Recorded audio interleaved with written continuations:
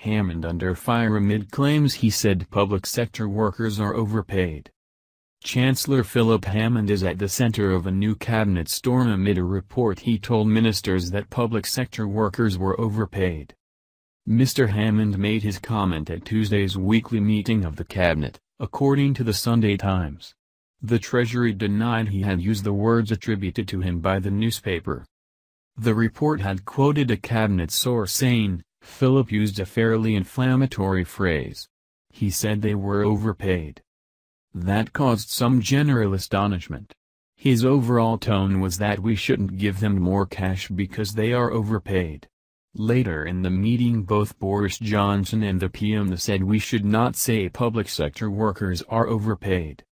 It added that 5 sources had attested to the Chancellor using the word. The allegations came at a sensitive moment for the government, with ministers under increasing pressure to lift the 1% public sector pay cap. It prompted speculation that Mr. Hammond was the victim of a briefing war as ministers jockeyed for position to succeed Theresa May.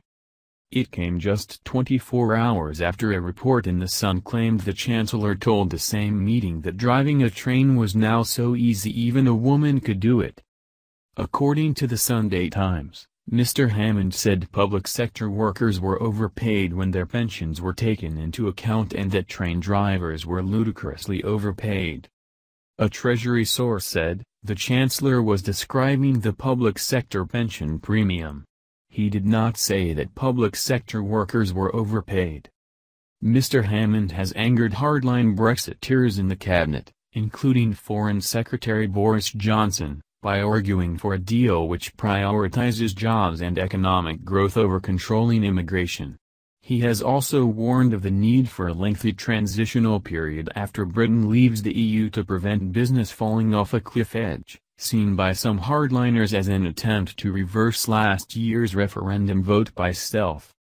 The latest claims came as the Mail on Sunday reported that supporters of Brexit Secretary David Davis were hoping to enlist Mr. Hammond's backing to help see off Mr. Johnson in the event of a leadership contest. Rebuttals to the Chancellor's reported comments soon followed from leading public sector organizations. A spokesman for the Royal College of Nursing said, "Nurses across the UK are being forced to take second jobs, rely on family handouts or even turn to food banks.